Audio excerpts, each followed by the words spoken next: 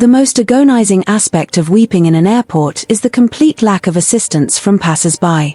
Hundreds of travelers brushed past me, their rolling suitcases rumbling like thunder across the polished floors, while announcements reverberated off the glass walls. Somehow, my emotional collapse was merely another obstacle for people to navigate around. "I am terribly sorry, Emma," the airline agent repeated, her artificial smile failing to reach her eyes. "The boarding gate was secured 20 minutes ago. My hands are tied." I jiggled Lily on my hip, her small fingers knotting themselves into my unwashed hair. At 4 months old, she was already a veteran of my chaotic life. The diaper bag weighed heavily on my shoulder, packed with emergency supplies that had failed to avert this catastrophe. "But you don't understand," I pleaded, my voice fracturing. "I have to reach Boston tonight. My father is undergoing surgery tomorrow morning. And I promised." The rest of the sentence dissolved into a sob. I couldn't swallow past the lump in my throat. Sensing my panic, Lily contributed her own wail to the noise, her face turning red as she arched her back. "Great. Now we were a duet of tears. The next available flight isn't until tomorrow afternoon," the woman stated, her acrylic nails clicking against the keyboard. "I can list you for standby, but with the convention in town, I wouldn't get my hopes up. Tomorrow is too late." I hadn't intended to yell. Bystanders turned to gawk, and I withered under their scrutiny. Single mother, unable to secure a flight, unable to soothe her child. I heard their thoughts because they mirrored my own. The representative's smile grew rigid. "If you'll excuse me, other passengers are waiting." I retreated, scrubbing my face with the sleeve of my jacket. It was the nice blazer I'd purchased secondhand for hospital visits, now smeared with infant formula and my mascara. Not that it mattered anymore. I wouldn't be there to hold Dad's hand before his operation. I wouldn't be there if things went south. Locating an empty row of seats near the window, I collapsed and laid Lily across my lap, digging through the bag for her pacifier. My phone vibrated with a text from my sister. Asterisk boarding now. Where are you? Asterisk how could I admit I'd miscalculated everything? The traffic to the terminal, the time required to check the car seat, the extra security screening for the formula. By the time we reached the gate, the door was sealed, and no amount of begging would open it. "Sure, it's okay," I whispered to Lily, lying to us both. Her father had vanished the moment I announced the pregnancy, taking my savings and leaving only mounting debt.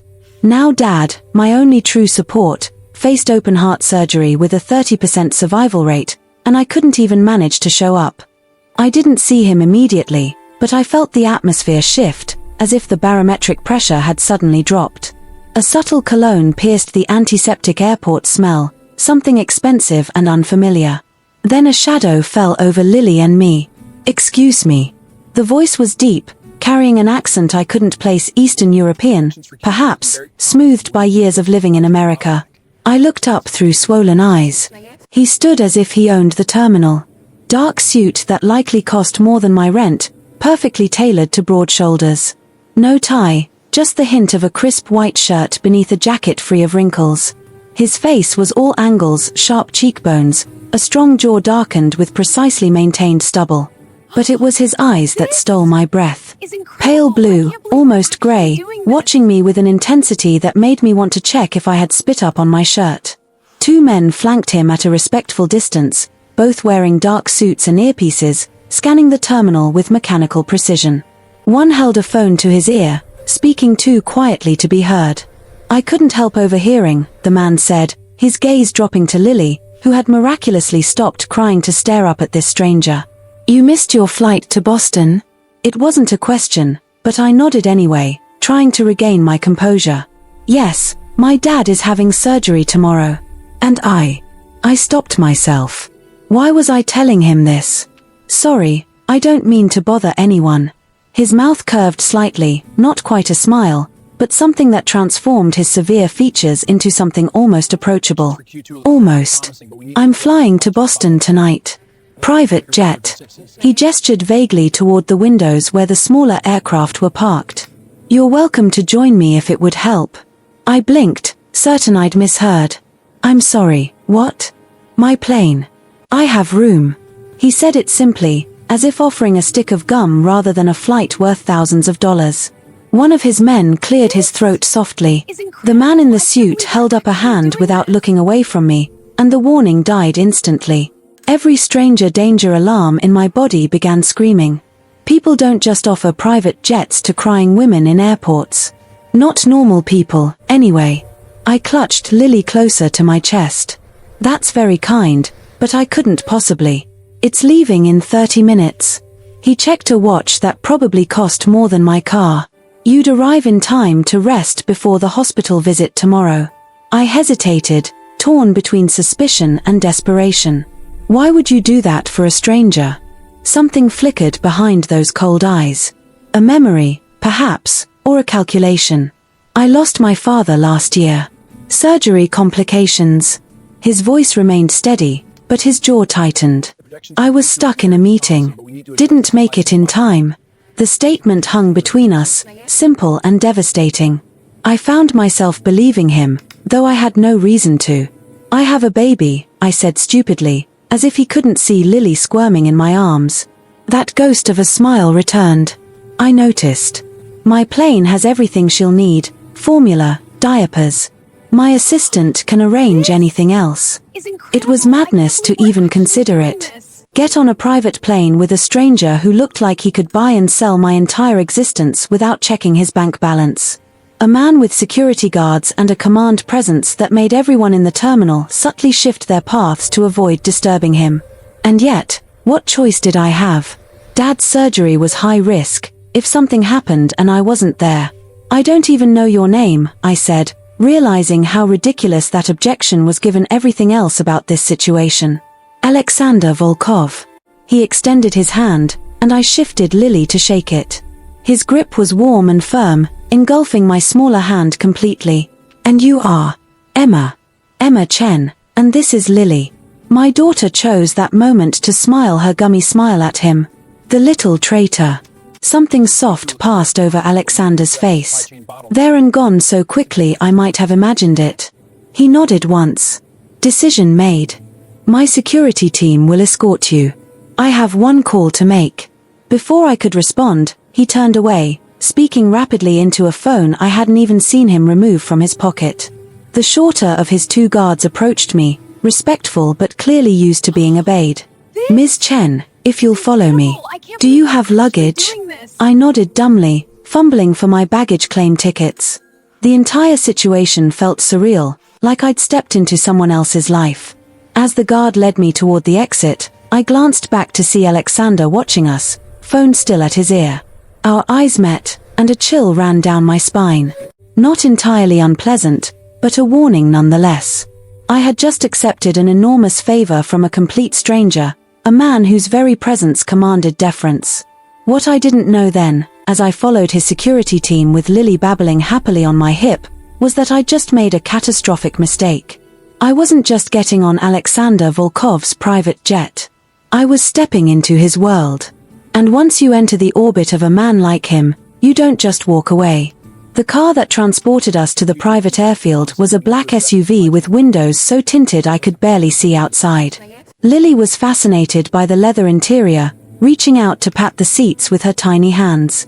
I kept her on my lap, still half convinced I should grab my suitcase and run.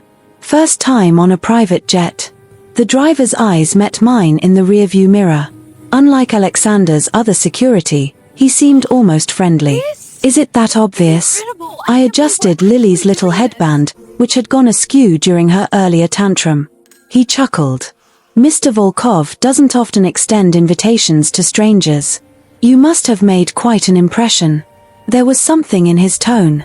Not quite a warning, but close. Before I could analyze it further, we pulled up to a sleek white aircraft that made my heart skip.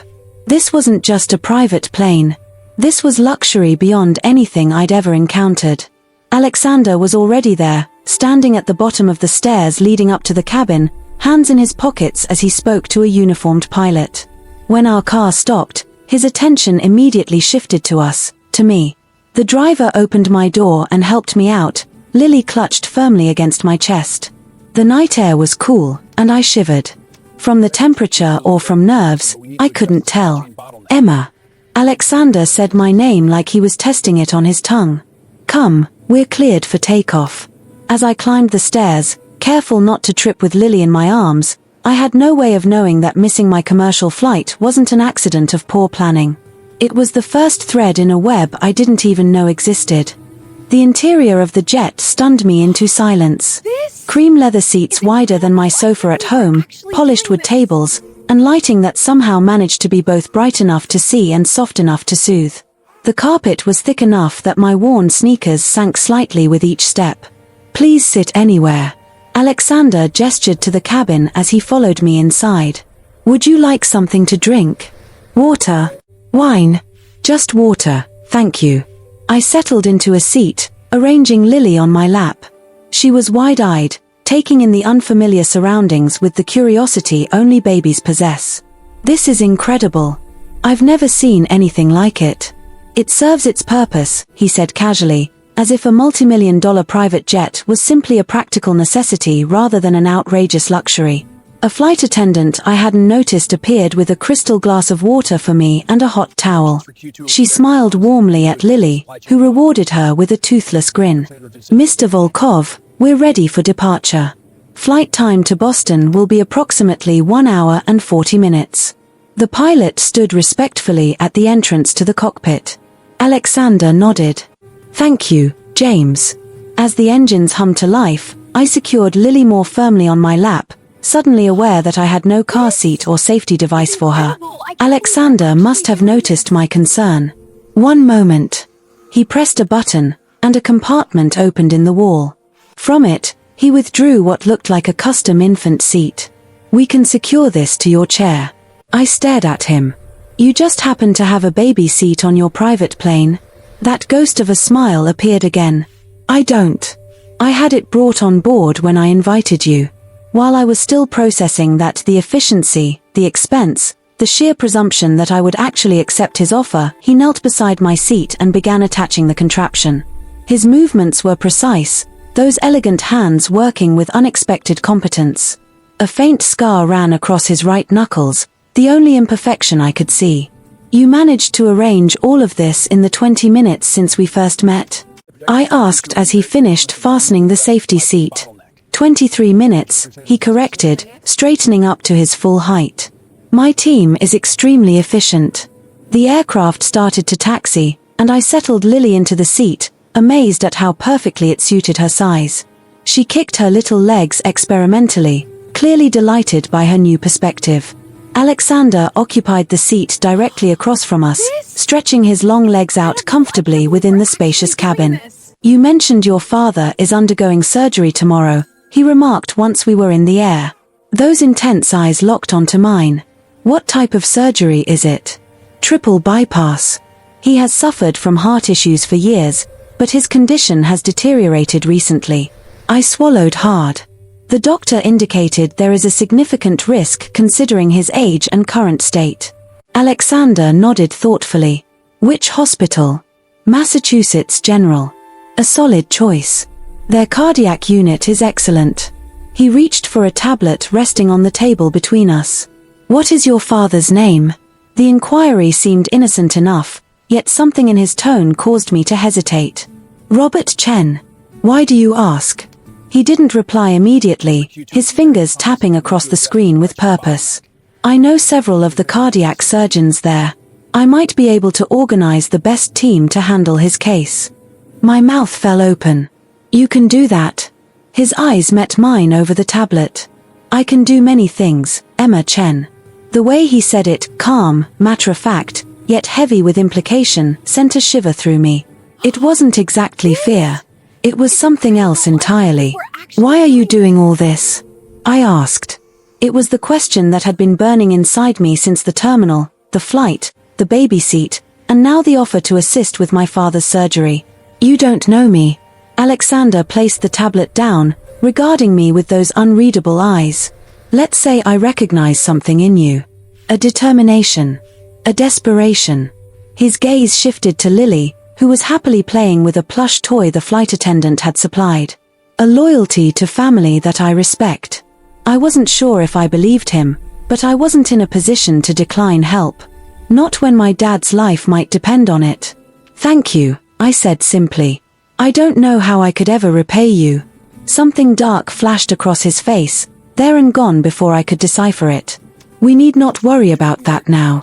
The flight attendant returned with a tray of food I hadn't requested. Tiny sandwiches, fruit arranged with artistic precision, and what looked like homemade baby food in a small porcelain bowl. I took the liberty of ordering a light meal, Alexander explained. You looked like you hadn't eaten in quite some time. He wasn't wrong. Between packing, arranging time off from my part-time job at the library, and managing Lily's schedule, I had forgotten to eat anything substantial since that morning. That is very thoughtful, I murmured, suddenly conscious of how disheveled I must appear compared to the pristine luxury surrounding me. My hair was pulled back in a messy ponytail, my clothes rumpled from hours of travel and childcare. Alexander seemed not to notice, or perhaps not to care. He watched as I fed Lily a tiny spoonful of the pured food, her little face lighting up at the flavor. She likes it, I said, surprised. Organic sweet potato with a touch of cinnamon, he replied. My chef's recommendation. Your chef has recommendations for baby food? I wanted to ask but didn't.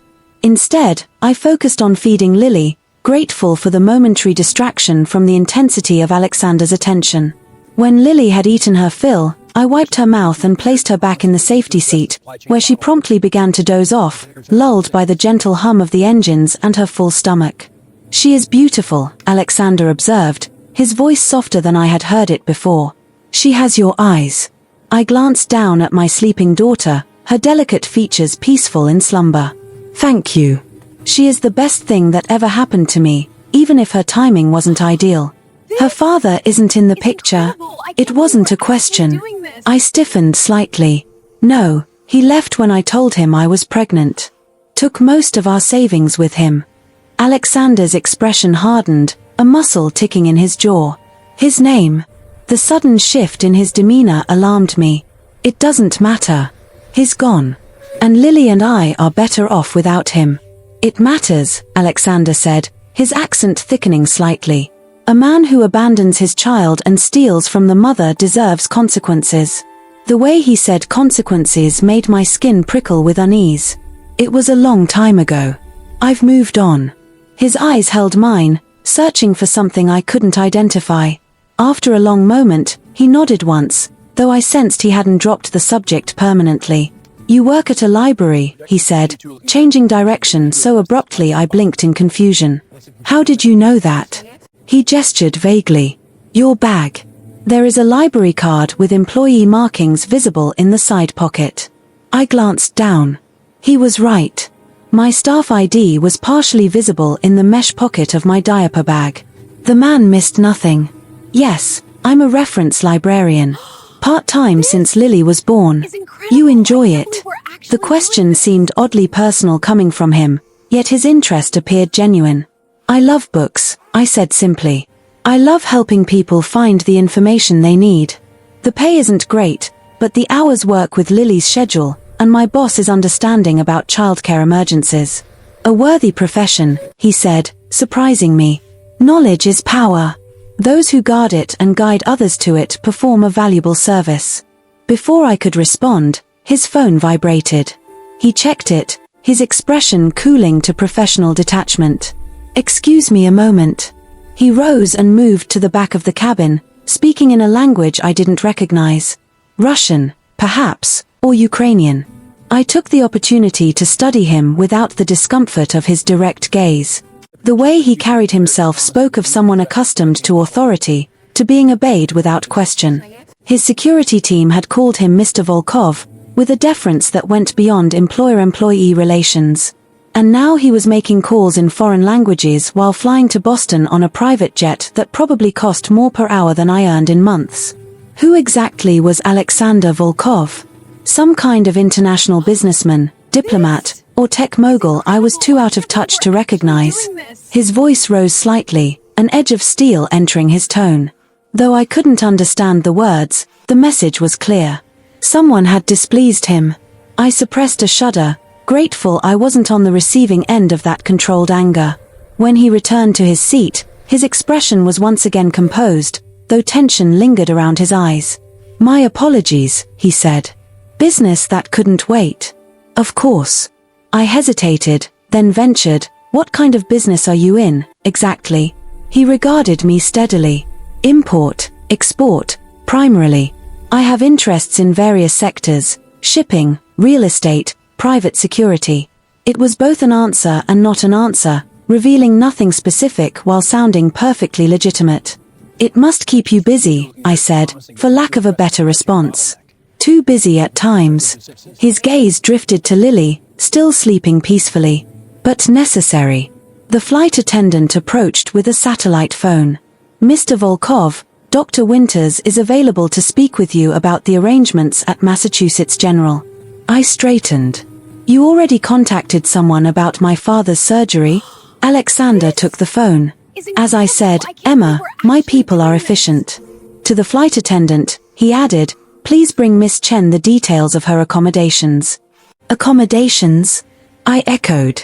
"I was going to stay with my sister. She's expecting me." "I've taken the liberty of arranging a suite near the hospital," he said, as if this were perfectly normal. 2 bedrooms with a crib for Lily and all necessary supplies. "Your sister is welcome to join you there, of course." I opened my mouth to protest, then closed it again. The truth was my sister's 1-bedroom apartment would have been cramped with all of us squeezed in. A suite near the hospital would make everything easier, especially with Lily. "That is extremely generous," I said carefully. "But I have to ask again. Why are you doing all this?" Alexander leaned forward slightly, his eyes holding mine with an intensity that made it impossible to look away.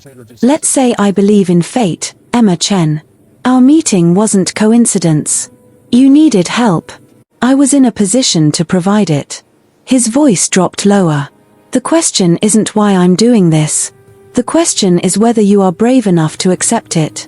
Something in his words felt like both a promise and a warning. I should have been afraid. I should have been suspicious of kindness this excessive, this calculated. Instead, I found myself drawn to him, to the mystery he represented, to the power he wielded so effortlessly. "Yes," I heard myself say. "I accept your help. Thank you."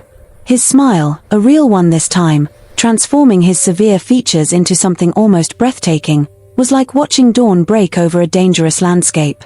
"Excellent," he said softly. "I think this is the beginning of a very beneficial relationship." As the plane began its descent into Boston, I couldn't shake the feeling that I had just agreed to something far beyond a plane ride and a hotel suite in Alexander Volkov's world. I suspected nothing came without strings attached. I just didn't know yet how tightly those strings would bind me. The car waiting for us at the private airfield in Boston was another black SUV with tinted windows. A different driver held the door open as Alexander helped me inside, his hand at the small of my back, a brief touch that somehow left an imprint of warmth through my jacket. Lily was awake again, fussy from the change in pressure during landing. I bounced her gently on my knee, trying to soothe her as the vehicle pulled away from the runway. "She is uncomfortable," Alexander observed, watching us with those penetrating eyes. "Her ears," I explained. "The pressure changes bother her." Without hesitation, he reached into his jacket pocket and produced a small silver container. Opening it revealed what looked like hard candy. "Try this," he said, offering one to me. "Dissolve it in your mouth, then nurse her. It is a natural remedy. Fennel and honey. It will help with the pressure and soothe her stomach." I stared at him, taken aback. "You have nursing candy in your pocket for babies with ear pain?" The corner of his mouth twitched. "I have many unexpected items, Emma. My business requires preparation for all contingencies." What kind of import-export business required baby remedies? The question must have shown on my face, because his expression closed slightly. "I called ahead," he clarified. "When I knew you would be joining me with an infant, I had my assistant arrange appropriate supplies. In the 23 minutes between meeting me and takeoff, I couldn't keep the disbelief from my voice. 26 minutes at that point." He gestured to the candy I still hadn't taken. "It will help her." I hesitated only a moment longer before accepting it. The tablet was smooth and smelled faintly of herbs as it dissolved on my tongue. A sweet, almost medicinal taste spread through my mouth. "Thank you," I murmured, adjusting Lily to nurse discreetly under the light blanket I always carried for this purpose. Alexander turned his gaze to the window, giving us the illusion of privacy in the confined space. The car moved smoothly through late-evening Boston traffic, the driver navigating with silent efficiency. "I have arranged for Dr. Keller to lead your father's surgical team tomorrow," Alexander said after a few minutes had passed. "She is the chief of cardiothoracic surgery, normally booked months in advance, but she has agreed to take the case as a personal request." My head jerked upward. "How did you arrange that?" "Her son's education at Oxford was funded by a scholarship provided by one of my foundations," he stated. He spoke with a casual, matter-of-fact tone, as if pulling strings with world-renowned surgeons was a completely standard part of his daily routine. "She is the absolute best in her field. Your father could not possibly be in more capable hands." A wave of gratitude rose within me, threatening to spill over and overwhelm my composure. I don't know what to say." "Say nothing," he answered, his gaze shifting back to meet mine. "Just know that your father is going to receive the finest care available." We traveled in silence for some time, the city lights casting fleeting streaks of color across his angular features as we navigated through the downtown area. Lily had finished nursing and had drifted back into a slumber, her tiny fist gripping the hem of the blanket tightly. "She sleeps soundly," Alexander observed, his voice dropping to a softer register in the dim interior of the vehicle. "Only when we are in motion," I replied, offering a weary smile. "When we are at home, she fights against it as if sleep were her mortal enemy." "Strong-willed," he remarked, with a note of what sounded like approval in his voice. "That is a trait that will serve her well in life." The car came to a halt in front of a gleaming hotel in Back Bay, its facade glowing with elegant, tasteful lighting. A doorman rushed forward to open the car door just as our driver came around to assist me. "We have arrived, Mr. Volkov," the driver announced. Alexander nodded and stepped out first, then turned back to offer his hand to me. I accepted it, moving carefully so as not to disturb Lily as I stepped out onto the sidewalk. His fingers closed around mine with a surprising gentleness, though I could distinctly feel the latent strength beneath his restraint. The hotel lobby was a masterpiece of understated luxury, featuring marble flooring, crystal chandeliers, and staff dressed in impeccable uniforms who seemed to straighten their posture almost imperceptibly the moment Alexander walked in. He did not approach the reception desk. Instead, a manager hurried across the floor to meet us, his hands clasped respectfully in front of him. "Mr. Volkov, welcome back to Boston. Everything has been arranged exactly as you requested." "Thank you, Michael." Alexander gestured toward me. "This is Miss Chen and her daughter. They are to be given every consideration and courtesy during their stay." "Of course, sir." The manager turned to me with a deferential smile. "Miss Chen, it is our pleasure to host you. Your suite is prepared, and all the infant amenities you might require have been delivered as requested." I blinked, wondering precisely what all the infant amenities entailed. Before I could voice a question, Alexander placed his hand at the small of my back once more, guiding me toward the elevators. "I have secured a suite on the same floor," he said as we stepped into a private elevator that required a keycard for access. "Just in case you need anything during the night." My pulse quickened, though I could not have explained why. "That is very thoughtful."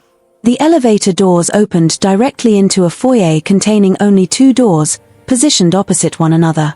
"You are in this suite," Alexander said, nodding toward the door on the left. He handed me a key card. "Mine is directly opposite." A security guard, whom I hadn't noticed until that moment, stood discreetly by the elevator, nodding respectfully as we walked past. Another guard emerged from a service entrance at the far end of the hall, completing what I realized was a secure perimeter. "Is this level of security normal for you?" I asked, unable to suppress my curiosity. "Yes." He offered no further elaboration, simply opening the door to my suite with another keycard. "After you." The suite left me breathless. It was larger than my entire apartment. It featured a sprawling living area with floor-to-ceiling windows that looked out over the Boston skyline. Beyond the living space, I could see 2 bedroom doors, one slightly ajar to reveal a king-sized bed that had been turned down for the night. But what truly stunned me was the baby equipment. A state-of-the-art crib stood in the corner of the living room. A changing table was fully stocked with diapers, wipes, and various creams. A baby bathtub sat in the massive bathroom. Several new outfits in Lily's exact size were laid out on a side table. A top-of-the-line breast pump, still in its packaging, was waiting. There was even a sound machine programmed with white noise. "How did you?" I trailed off, completely overwhelmed. "I had your luggage brought up already," Alexander said, ignoring my stunned expression as he gestured toward my battered suitcase, which was now sitting neatly in the entryway. "The second bedroom has been prepared for your sister, should she wish to join you here. There is a kitchen stocked with essentials, though room service is available 24 hours a day." He moved toward the coffee table, where a folder sat beside an arrangement of fresh flowers. "These are the details for tomorrow. Your father's surgery is scheduled for 8 a.m. A car will be waiting at 7 o'clock to transport you to the hospital. Dr. Keller will meet with you prior to the procedure." I stood rooted to the spot, Lily asleep against my shoulder, trying to process the sheer extravagance surrounding me. This was not merely help. This was something else entirely, something that made distant alarm bells ring in my mind, though they were muffled by my exhaustion and gratitude. "I should put Lily down," I said finally, needing something practical to focus on. "Alexander," my phone buzzed with a text message from my sister. *, where are you? I've been waiting at the airport for hours. *. Guilt flooded through me. In the whirlwind of Alexander's intervention, I had completely forgotten to let her know about the change in plans. I quickly typed a response, explaining, though not very successfully, that I had found alternative transportation and was now in a hotel near the hospital. I invited her to join me in the suite, emphasizing the convenience of the location to the hospital and the availability of the second bedroom. Her reply came quickly. *, what alternative transportation? Who pays for a suite near MGH? Are you okay? *. Before I could figure out how to explain Alexander Volkov, a task that seemed increasingly complex the more I thought about it, another text arrived. *, never mind. Too late to drive into the city tonight. We'll meet you at the hospital tomorrow. Text me the second you get there and call me tonight to explain. *. Relieved for the reprieve, I promised to call her in a few minutes after I had freshened up. Setting my phone aside, I wandered through the suite, still marveling at the luxury surrounding me. The bathroom was bigger than my bedroom at home, featuring a deep soaking tub and a shower large enough for 3 people. Plush robes hung on the door, and the counter was stocked with high-end toiletries. On a whim, I turned on the bath, pouring in some of the scented oil provided. While the tub filled, I called my sister as promised, giving her an abbreviated version of events. A kind businessman had offered his private flight when he overheard my plight and happened to have connections at the hospital that might help Dad. I downplayed the luxury accommodations and avoided mentioning the intense way Alexander looked at me or how his mere presence made the air feel charged. "This sounds sketchy as hell, Emma," my sister said bluntly. "Normal businessmen don't just offer private jets to random women with babies. He had a similar experience with his father," I explained. "And he has the resources to help. Why would I refuse? Because nothing comes free in this world," she countered. "Especially from rich men.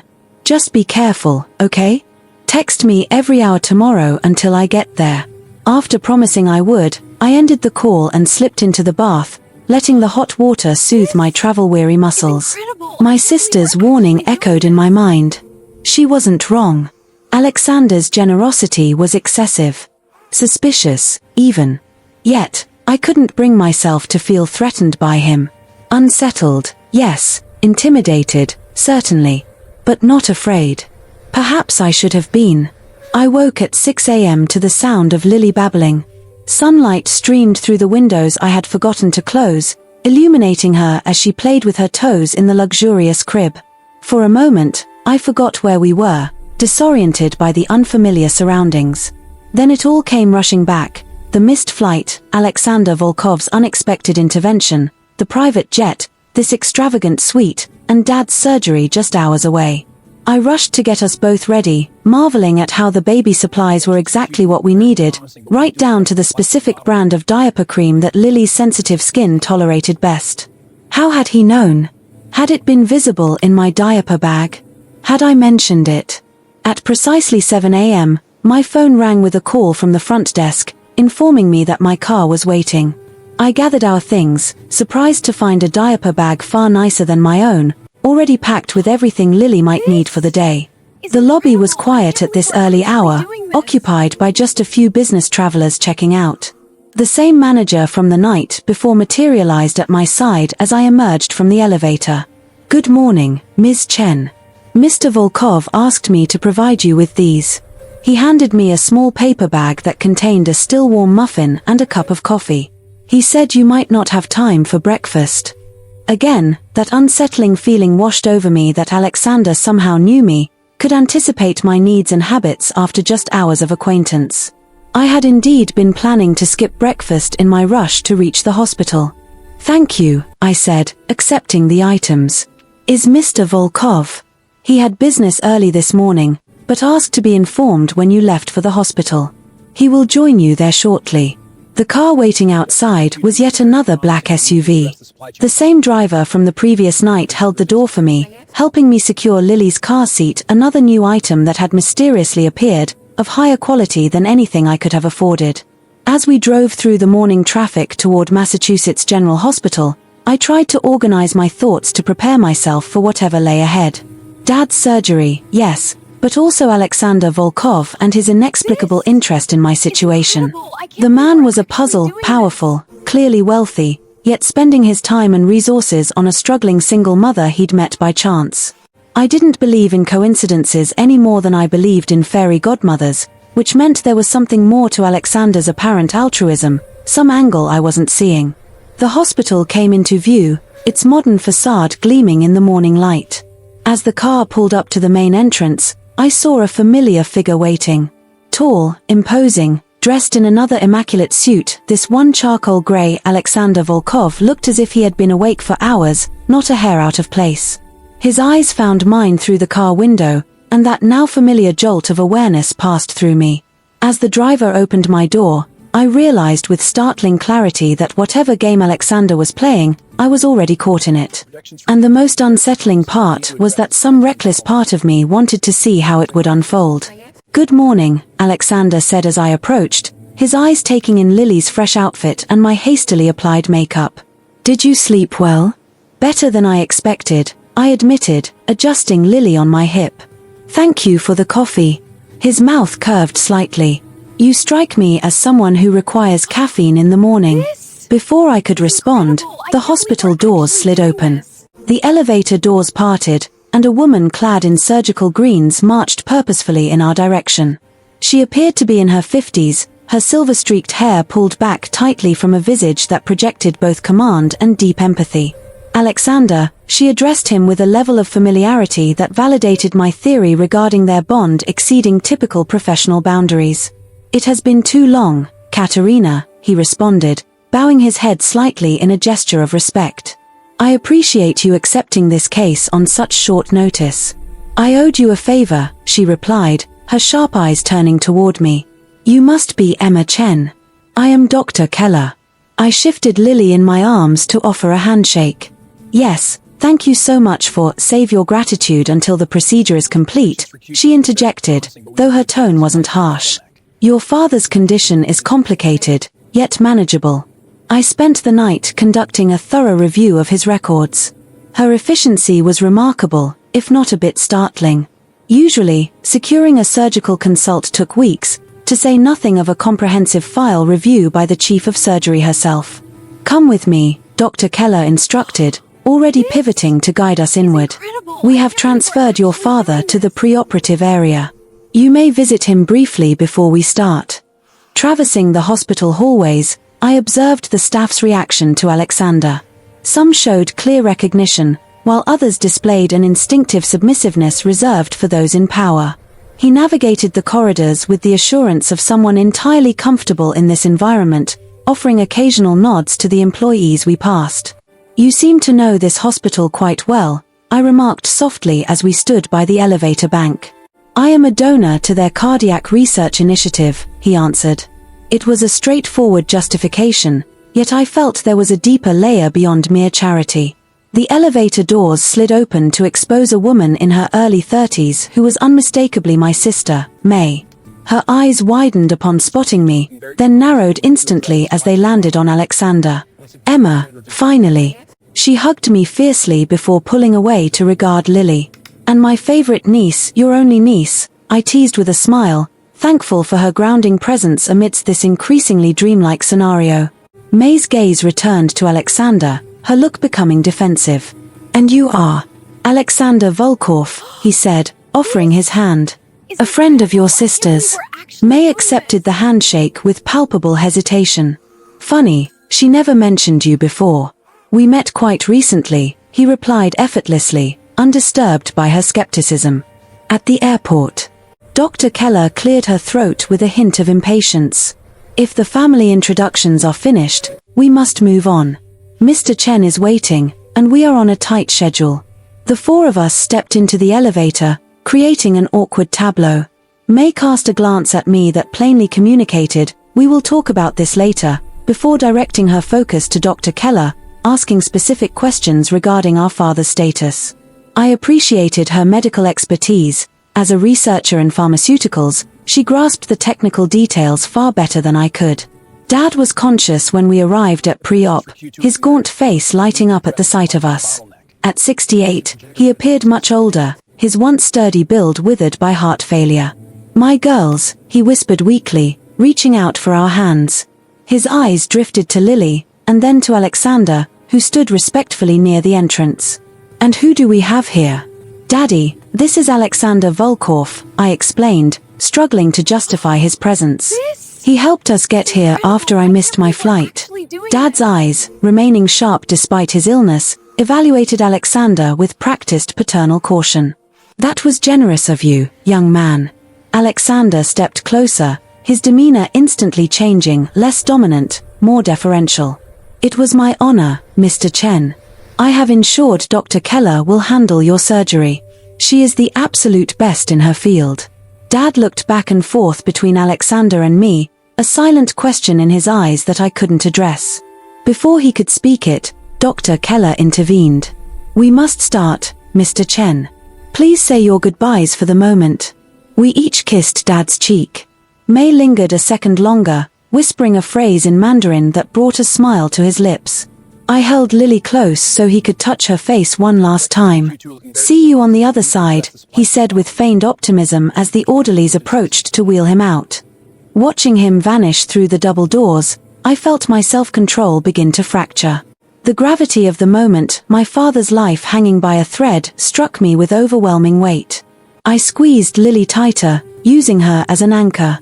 The procedure will last roughly 6 hours, Dr. Keller announced. I will provide periodic updates. The waiting area is just down the corridor. Once she departed, a heavy silence descended upon our group. May shattered it, her voice strained with suppressed fury. So, private jets and having the chief of surgery on speed dial. Do you want to explain what is actually happening here, Emma? I felt the heat rise in my cheeks, painfully conscious of Alexander standing right next to me. It is exactly as I described. I missed my flight, and Alexander offered his assistance.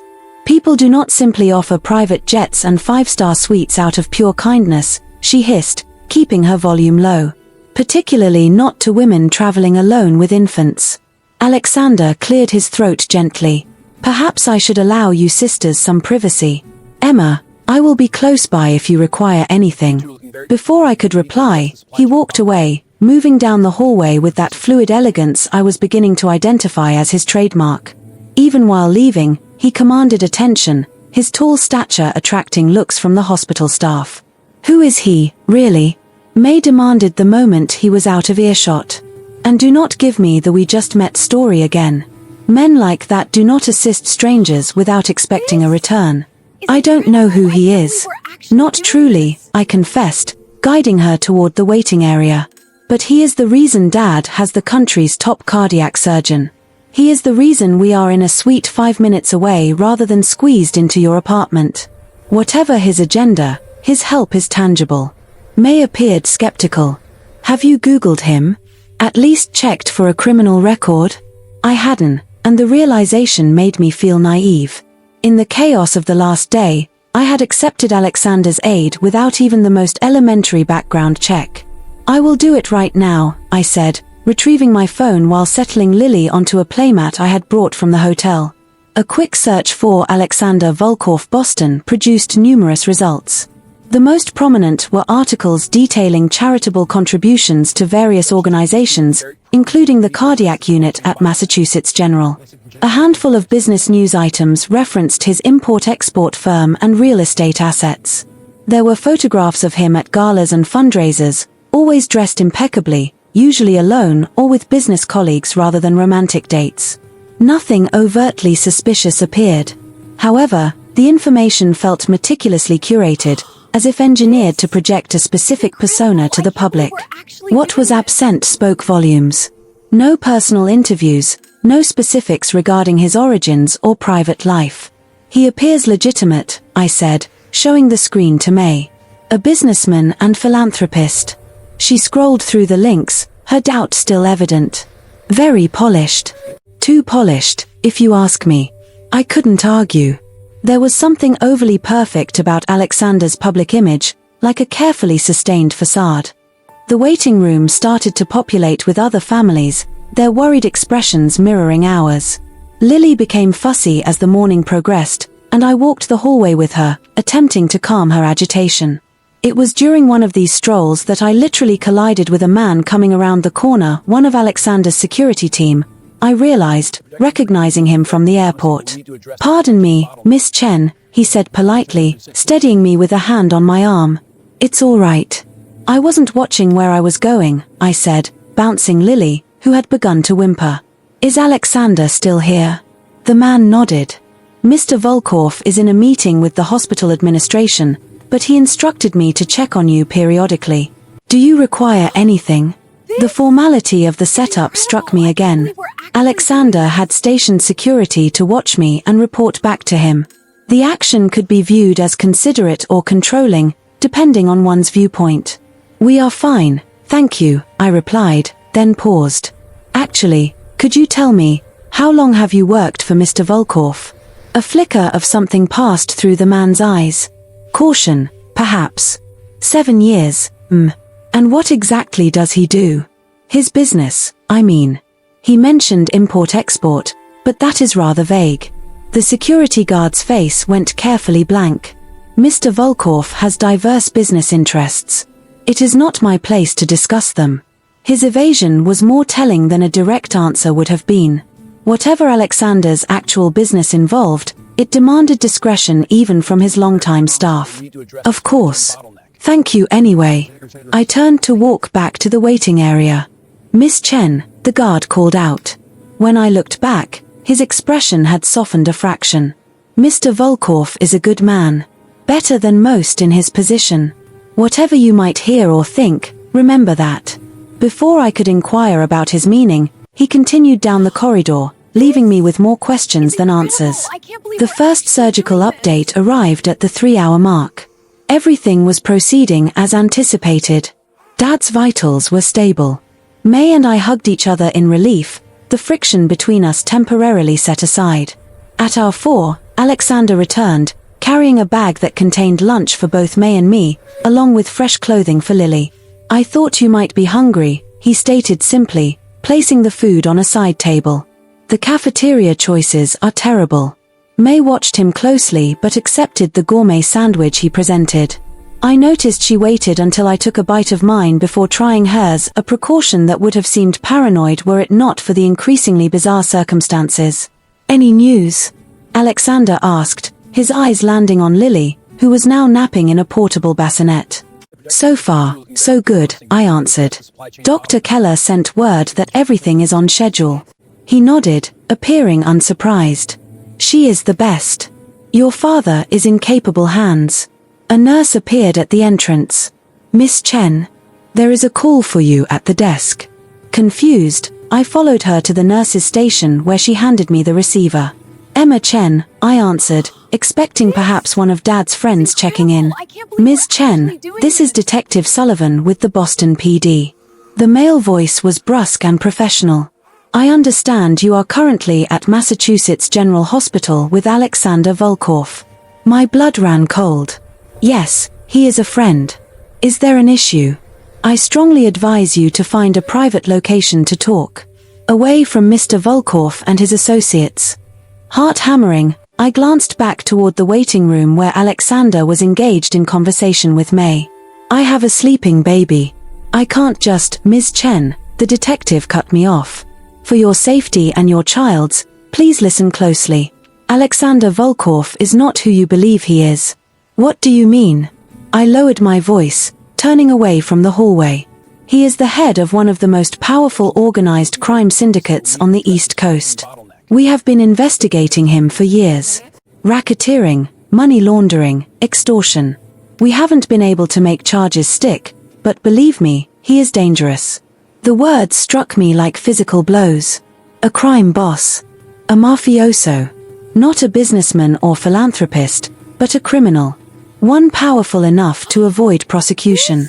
That can't be right, I stammered, though even as I denied it, pieces began falling into place. The excessive security. The deference from everyone we encountered. The way he could arrange impossible feats with a single phone call. I understand this is difficult to hear, Detective Sullivan continued. But you need to distance yourself from him immediately. We can arrange protection if necessary. My mind raced. If what the detective said was true, I had unwittingly accepted help from a criminal, had allowed him into our lives, and had even left my daughter alone with him briefly. However, Alexander had demonstrated nothing but support and deference. He had orchestrated the highest level of medical attention for my father and had supplied solace and protection during my moment of greatest need. His behavior simply did not reconcile with the detective's characterization. Why are you disclosing this to me now? I demanded, my suspicion mounting. If he is as perilous as you assert, why make contact with me at all? There was a momentary hesitation on the line. We have been constructing a case. Your unforeseen association with him offers a unique opening, provided you are willing to assist us. And there was the truth of it.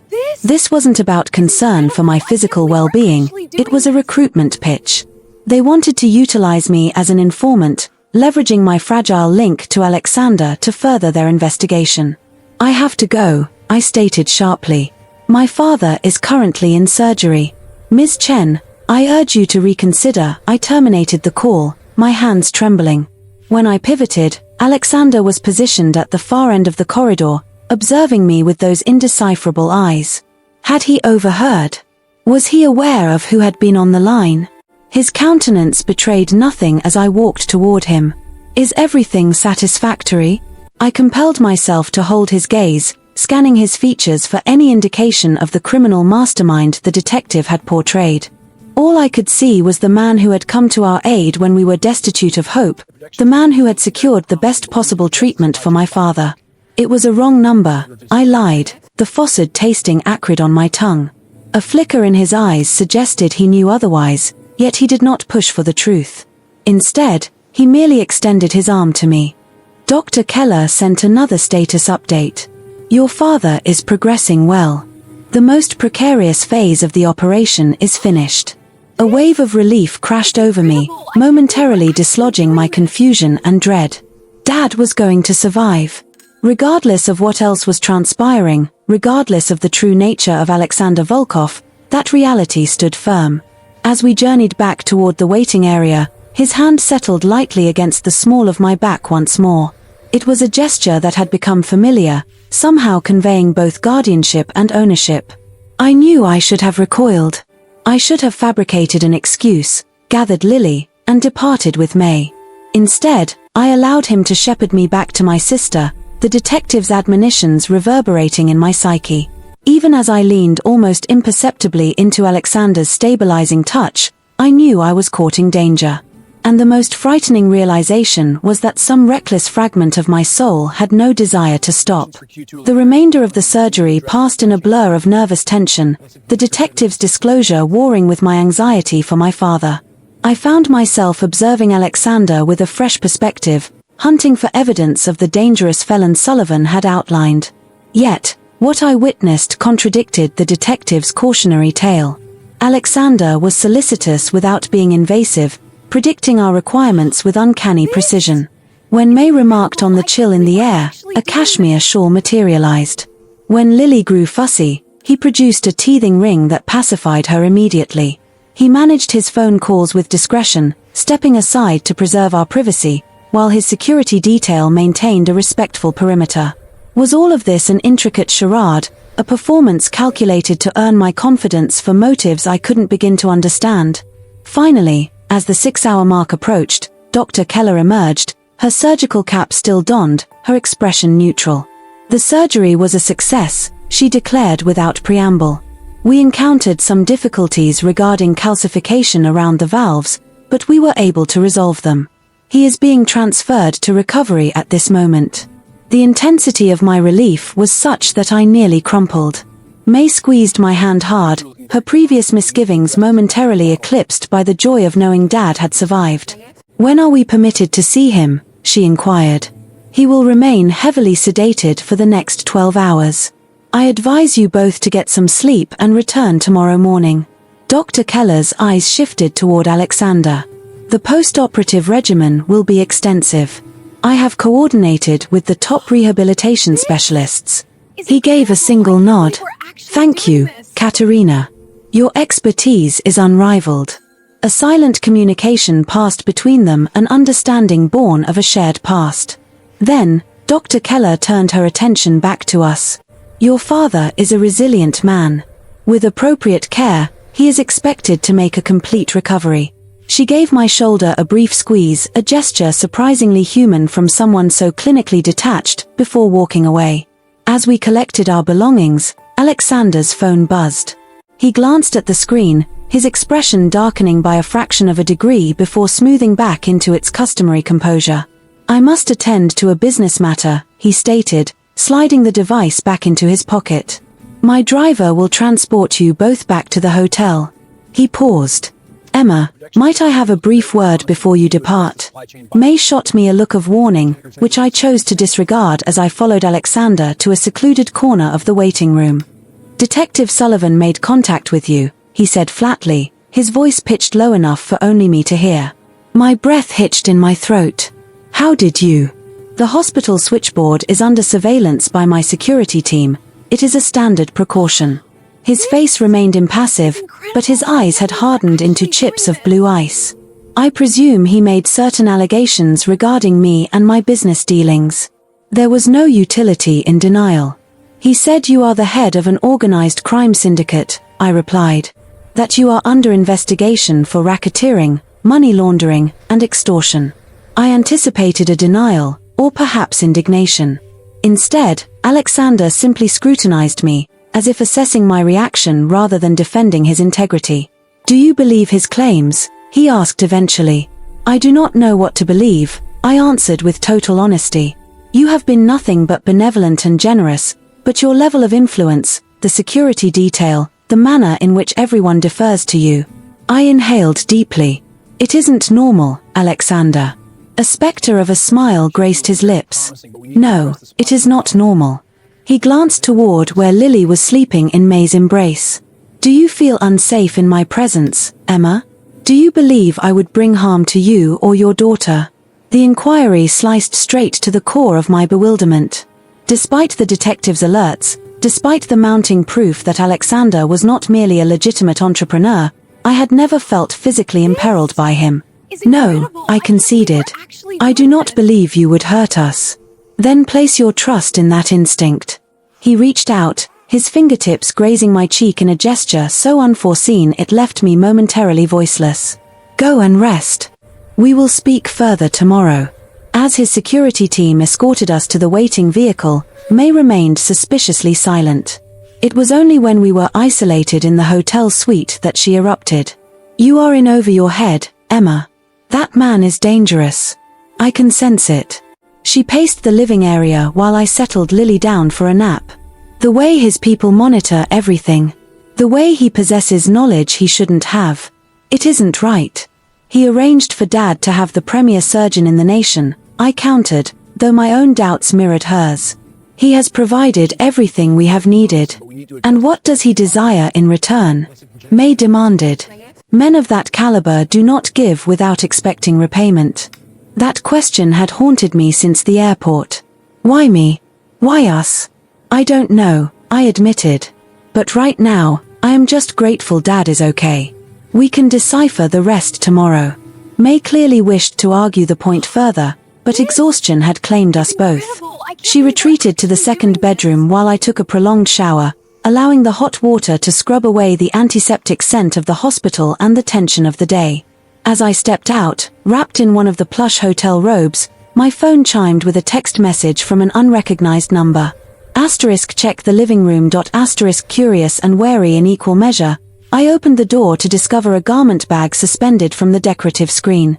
Inside hung an elegant black dress, simple, yet unmistakably expensive, with a note pinned to the collar.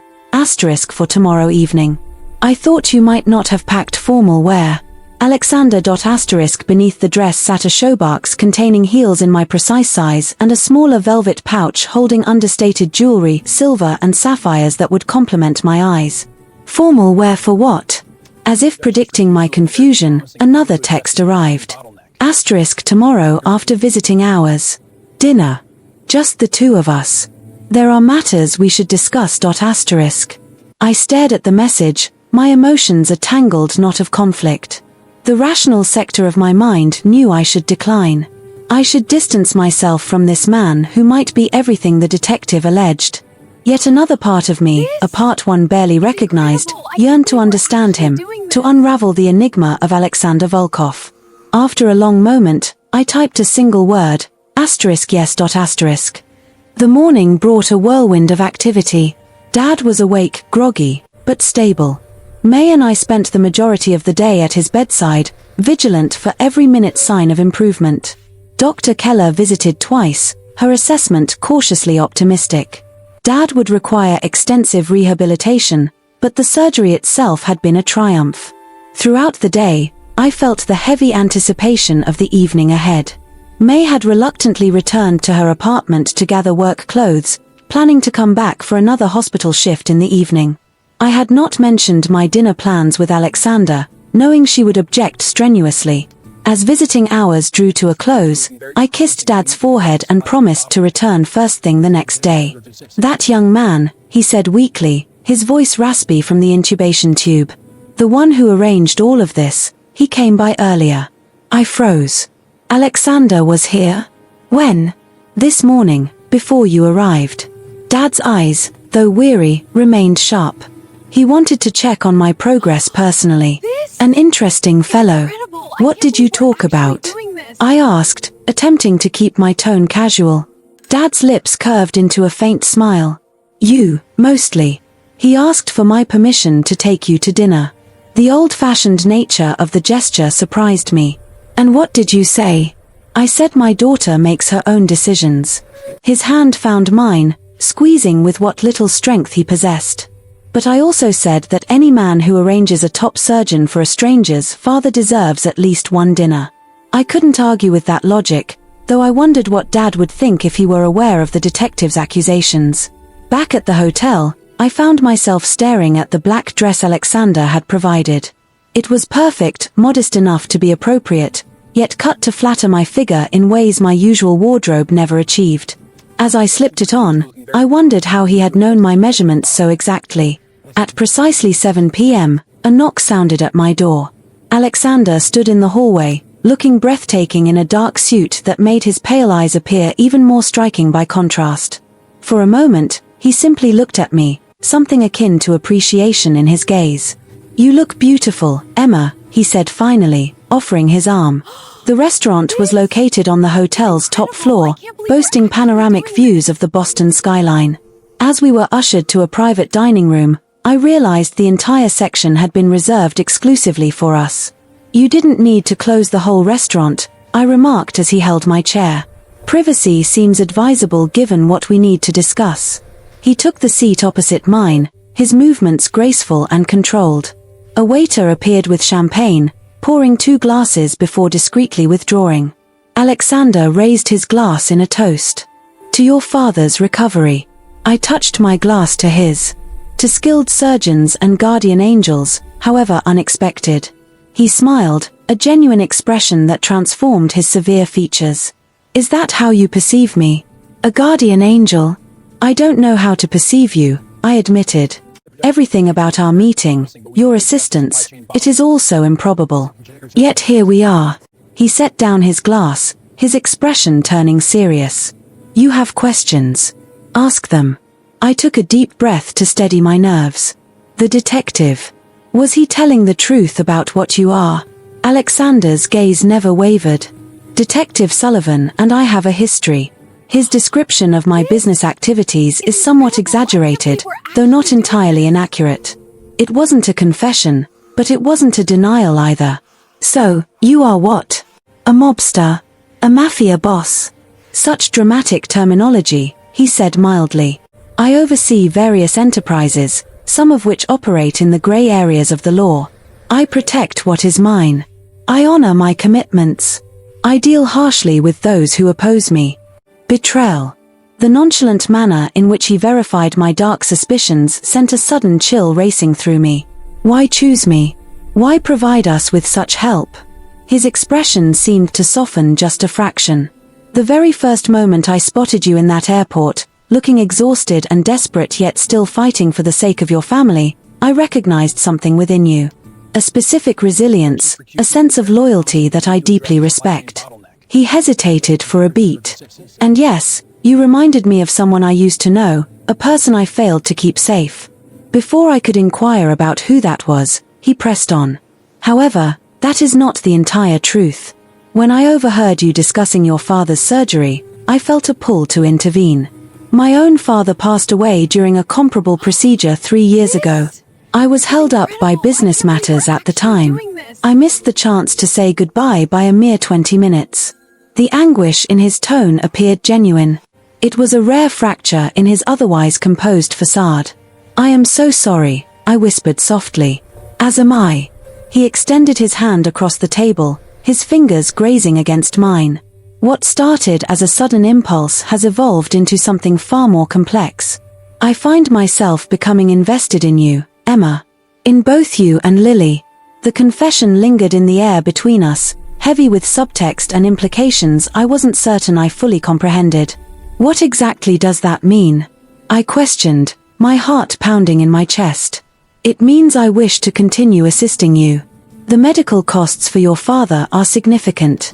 Lily will require quality schooling in time. Your position at the library, while noble, cannot supply the security you both merit. I pulled my hand away from his grasp. If you are proposing to be my sugar daddy or something equally improper. Nothing so vulgar, he cut in, appearing truly insulted.